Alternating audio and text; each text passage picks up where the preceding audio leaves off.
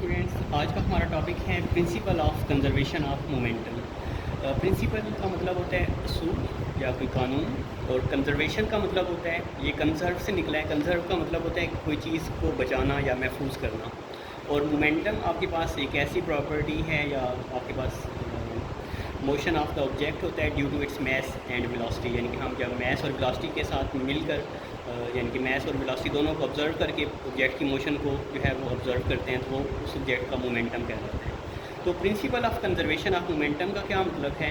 कि इसके मुताबिक जो एक सिस्टम या एक जो आपके पास आइसोलेटेड सिस्टम में जो ऑब्जेक्ट्स मौजूद होते हैं, जो यानी कि मूव कर रहे होते हैं या एक दूसरे के साथ टकरा रहे होते हैं, तो वो अपने मोमेंटम को एक ऑब्जेक्ट से दूसरे ऑब्जेक्ट के अंदर शिफ्ट करते हैं। लेकिन उस सिस्टम का या उस आइसोलेटेड सिस्टम का जो टोटल मोमेंटम होता है वो कंजर्व रहता है। मतलब अगर एक ऑब्जेक्ट का या एक सिस्टम का जो मोमेंटम है वो आपके पास 100 किलोग्राम मीटर पर सेकंड या 100 न्यूटन सेकंड है, तो वो आपके पास उसमें जो ऑब्जेक्ट्स हैं वो अपने इस 100 न्यूटन सेकंड मोमेंटम को मेंटेन रखेंगे। मतलब वो आपस में कोलाइड भी करेंगे, ठीक है, अपनी मोशन जो है, कुछ जो ऑब्जेक्ट्स हैं वो अपनी मोशन को इंक्रीज़ कर लेंगे, कुछ डिक्रीज़ कर लेंगे, लेकिन उनका जो ओवरऑल या जो टोटल मोमेंटम है वो हमेशा 100 न्यूटन सेकंड ही रहेगी, यानी कि वो अपने उस मोमेंटम को बरकरार रखेंगे। तो अगर आपके पास वो सिस्टम इस चीज़ को फॉलो कर रहे हैं तो हम कहेंगे कि वो आपके पास मोमेंटम को कंजर्व कर रहे हैं, ठीक है। मीन्स कि आपके पास उसके जो मोमेंटम्स, जो इनिशियल मोमेंटम्स थे या जो दरमियान में उसके मोमेंटम हैं या जो फाइनल मोमेंटम्स हैं, वो सारे के सारे जो हैं वो सेम है। यानी जब भी हम एनी टाइम उन मोमेंटम्स को इकट्ठा करेंगे तो हमारा जो राउंड ऑफ या जो सम ऑफ द मोमेंटम आएगा वो आपके पास यही आएगा जो हमने स्टार्ट में ऑब्जर्व किया था। और अगर एक ऑब्जेक्ट का जो मोमेंटम है वो 1000 न्यूटन सेकंड है, ठीक है, या जितना भी है, वो आपके पास इन द एंड जो है वो सेम रहेगा, ठीक है। इसी चीज़ को हम क्या कहते हैं, principal of conservation of momentum, यानी कि वो जो सिस्टम्स हैं वो अपने मोमेंटम्स को बरकरार रखते हैं या उसको कंजर्व रखते हैं। अब इस टॉपिक को जो है वो आगे लीड करने से पहले हम कुछ जो बेसिक टर्म्स हैं सिस्टम और आइसोलेटेड सिस्टम, इनको डिस्कस करते हैं। सिस्टम क्या होता है कि आपके पास जब हम ढेर सारे ऑब्जेक्ट्स को जो है वो मिलाकर, जैसे आपके पास एक स्कूल सिस्टम है, यानी कि इसमें आपके पास students, teachers, custodian staff, admin staff, principal, ये सारे मिलकर एक सिस्टम जो है वो डेवलप करते हैं। अब अगर आपके पास ये जो सिस्टम है इसकी एक बाउंड्री मुतय्यन कर दी जाए और इससे बाहर की जो इन्फ्लुएंस है वो हम ख़त्म कर दें, ठीक है, तो ऐसे सिस्टम को हम क्या कहते हैं, आइसोलेटेड सिस्टम कहते हैं। ये जैसे आपके पास हमने आइसोलेशन का वर्ड सुना था ये कोविड के दौरान, कि आपके पास जो पेशेंट होते हैं उसको हम आइसोलेट कर देते हैं, मतलब उसको जो है वो बंद कर देते हैं। मीन्स कि जो आइसोलेटेड सिस्टम होते हैं ये ऐसे बाउंडेड सिस्टम होते हैं या ऐसे आपके पास प्रोटेक्टेड सिस्टम होते हैं जिनसे जो बाहर की जो इन्वॉल्वमेंट है वो उसके अंदर शामिल नहीं होती, ठीक है। यानी कि सिस्टम जो है वो कलेक्शन ऑफ ऑब्जेक्ट्स है, कलेक्शन ऑफ ऑब्जेक्ट है। और जो आइसोलेटेड सिस्टम है कि अगर हम उन कलेक्शन ऑफ ऑब्जेक्ट को जो है वो प्रोटेक्टेड कर दें, मतलब उनके ऊपर जो एक्सटर्नल फोर्सेस हैं या जो एक्सटर्नल इन्फ्लुएंसेस हैं उनको हम ख़त्म कर दें, तो उस चीज़ को हम आइसोलेटेड सिस्टम कहते हैं। यानी कि ये दो अलग अलग चीज़ें हैं। कलेक्शन ऑफ ऑब्जेक्ट्स जो है वो सिस्टम कहलाते हैं, और जो आपके पास अगर उस कलेक्शन ऑफ ऑब्जेक्ट्स की जो बाउंड्रीज़ हैं वो मुतय्यन कर दी जाएँ, उसको प्रोटेक्टेड कर दिया जाए, और जो एक्सटर्नल फोर्सेज या एक्सटर्नल इन्फ्लुएंसेस जो हैं वो सिस्टम की जो ऑब्जेक्ट्स हैं उनके ऊपर असरअंदाज ना हो, तो such a system is called isolated system, ठीक है।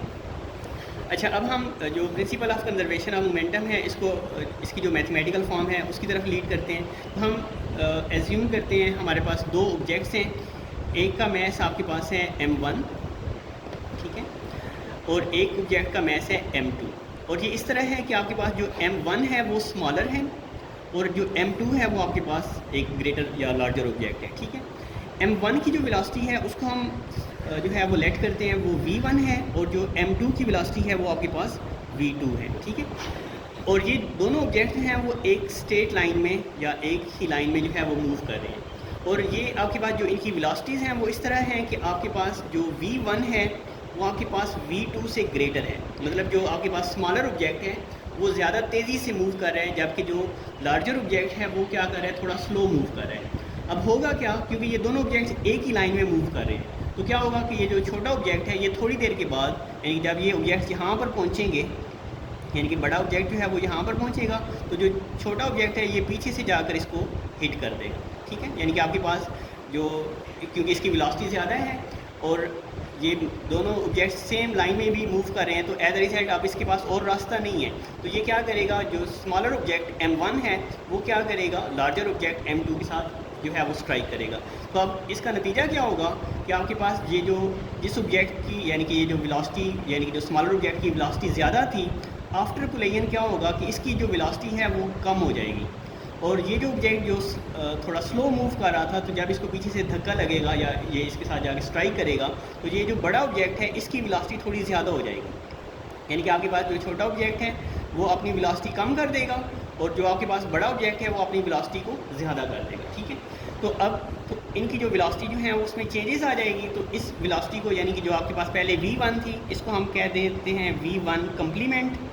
और इसको हम क्या देते हैं v2 कम्प्लीमेंट। यानी कि आपके पास जो पहले वेलोसिटी v1 थी, अब वो चेंज होने के बाद v1 कम्प्लीमेंट हो गई है, और जो v2 थी वो आपके पास v2 कम्प्लीमेंट हो गई है। ठीक है, यानी कि आपके पास इनकी जो वेलोसिटीज़ हैं वो तब्दील हो गई है। अच्छा, अब हमने इसको principal of conservation of momentum के अकॉर्डिंग डिस्कस करना है, क्योंकि principal of conservation of momentum के मुताबिक हमने बताया है कि इनका जो मोमेंटम यानी कि पहले था यानी कि बिफोर कोलिजन, ड्यूरिंग कोलिजन और आफ्टर कोलिजन वो सेम रहना चाहिए। तो अब हम इसको दो हिस्सों में डिवाइड कर लेते हैं कि इन ऑब्जेक्ट्स का जो मोमेंटम बिफोर कोलिजन था वो क्या था। अब जो मोमेंटम का हमने फार्मूला पढ़ा है P होता है mv। ठीक है, तो अब आपके पास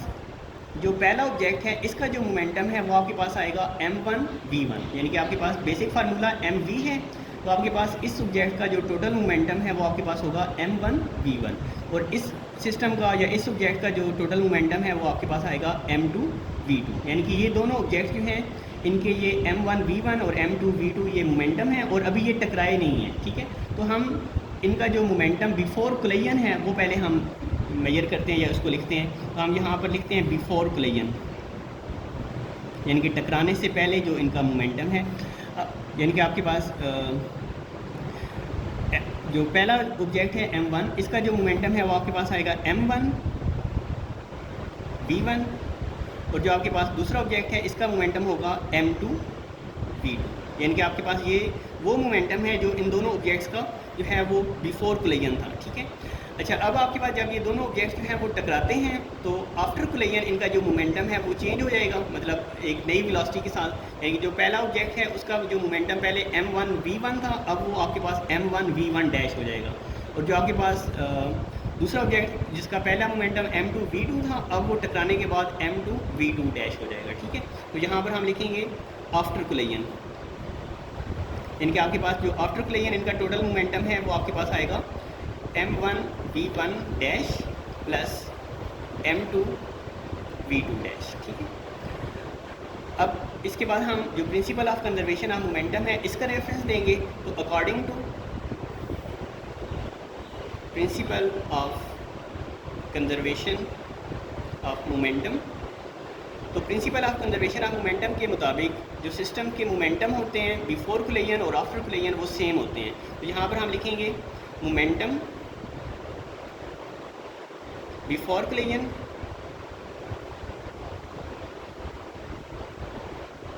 is equal to momentum after collision. यानी कि आपके पास जो सिस्टम के जो मोमेंटम्स हैं वो आपके पास मेंटेन रहते हैं, मतलब आपके पास ये जो स्टार्टिंग में जो ऑब्जेक्ट फास्ट था या तेज़ी से मूव कर रहा था, वो उसने अपनी वेलोसिटी क्या कर दी, दूसरे ऑब्जेक्ट को जो है वो डिलीवर कर दी, यानी कि वो वेस्ट नहीं हुई है, बल्कि जो आपके पास ये जो पहला ऑब्जेक्ट जो स्लो डाउन हुआ है उसने दूसरे ऑब्जेक्ट को थोड़ा ज़्यादा मूव करवा दिया है, मतलब उसकी जो वेलोसिटी जो पहले ज़्यादा थी वो अब इसमें चली गई है, और इसकी जो वेलोसिटी पहले कम थी वो अब दूसरे में चली गई है। यानी कि आपके पास जो ओवरऑल टोटल मोमेंटम है वो आपके पास मेंटेन रहे, यानी कि जो वेलोसिटी इसमें पहले ज़्यादा थी वो अब कम हो गई है, लेकिन अब वो कम होकर जो है ये नहीं हुआ कि वो ख़त्म हो गई है, बल्कि वो दूसरे सिस्टम के अंदर या दूसरे ऑब्जेक्ट के अंदर शिफ्ट हो गई है। ठीक है, तो अब हम जो इस इक्वेशन के अंदर इनकी वैल्यूज़ को पुट करते हैं। तो जो मोमेंटम बिफोर कोलिजन था वो आपके पास था m1 v1 plus m2 v2, तो ये आपके पास इक्वल टू आएगा m1 v1 डैश या कम्प्लीमेंट प्लस m2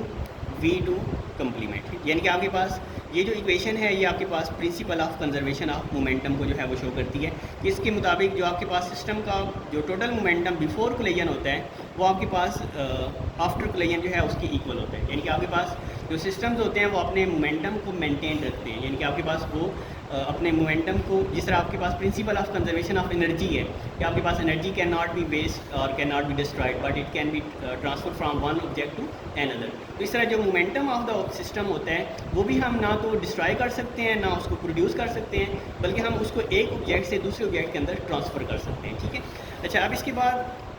जो मोमेंटम का ट्रांसफ़र है, यानी कि आपके पास इसमें तो हमने डिस्कस किया था ना।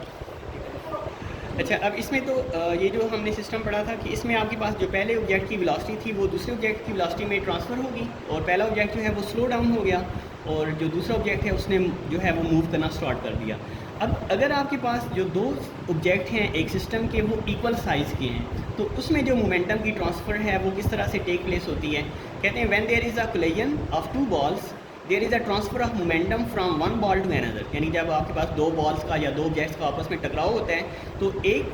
जो ऑब्जेक्ट का मोमेंटम होता है वो दूसरे ऑब्जेक्ट के अंदर जो है वो ट्रांसफ़र होता है।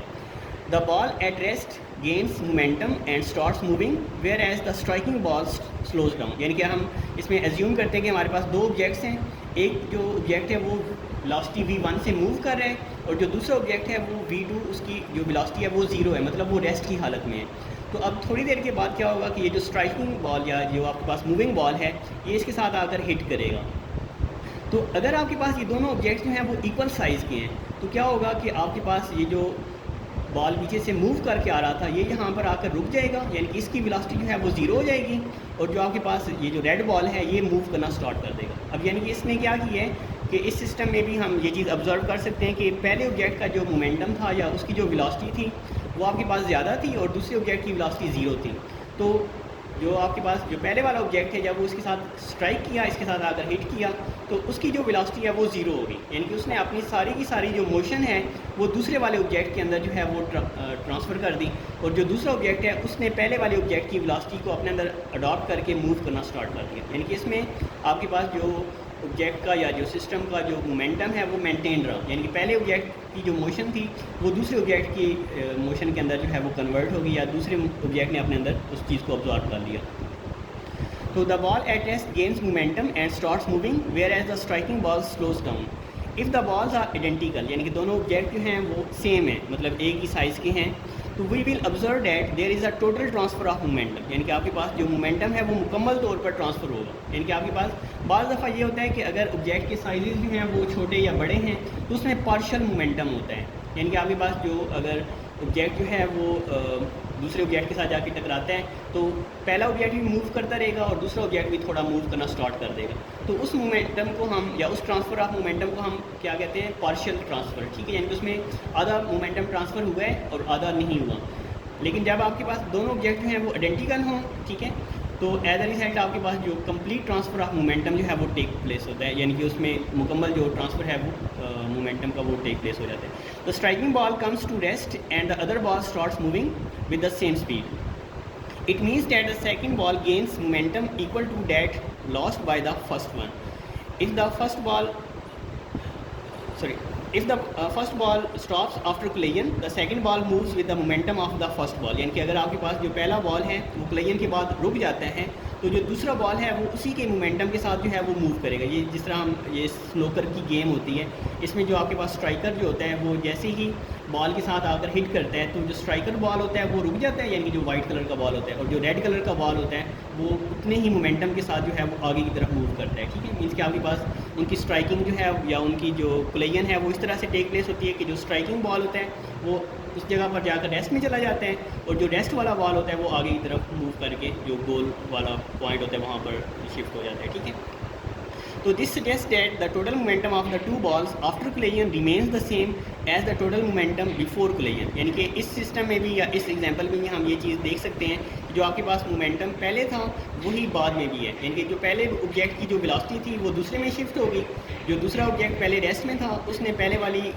जो ऑब्जेक्ट की जो वेलोसिटी थी या जो मोशन थी वो अपने अंदर ऑब्जॉर्व कर ली। जब हम दोनों की वेलोसिटीज़ को दोबारा या दोनों की मोमेंटम्स को दोबारा कैलकुलेट करेंगे तो जितना आंसर आपके पास पहले था उतना ही आंसर जो है वो बाद में भी आएगा।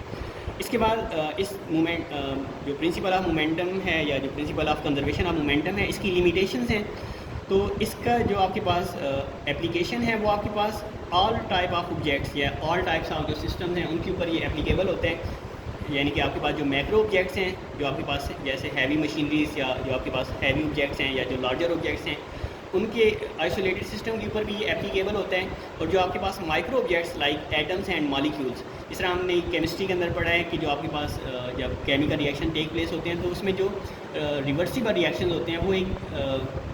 डायनामिक इक्विलिब्रियम जो है वो अचीव करते हैं। तो उसमें जो आपके पास एटम्स या मॉलिक्यूल्स का कोलिजन टेक प्लेस हो रहा होता है, वो भी इसी कंजर्वेशन ऑफ मोमेंटम वाला जो प्रिंसिपल है इसके अकॉर्डिंग टेक प्लेस हो रहा होता है। यानी कि उनकी जो कोलिजन्स होती हैं या मॉलिक्यूल्स का आपस में जो टकराव होता है, ठीक है, या जो बॉन्डिंग की फॉर्मेशन या अट्रैक्शन की जो फोर्सेज होती हैं वो इस तरह से टेक प्लेस होती हैं कि वो एक दूसरे को इक्वलाइज कर लेती हैं। तो एज अ रिजल्ट आपके पास जो डायनामिक इक्विलिब्रियम जो है वो अचीव होती है, ठीक है। तो इट मीन ये जो आपके पास principle of conservation of momentum है ये आपके पास माइक्रो ऑब्जेक्ट्स के ऊपर यानी जो लार्जर ऑब्जेक्ट्स हैं उनके ऊपर भी एप्लीकेबल है, और जो माइक्रो ऑब्जेक्ट्स लाइक एटम्स या मॉलिक्यूल्स हैं उनके ऊपर भी एप्लीकेबल है।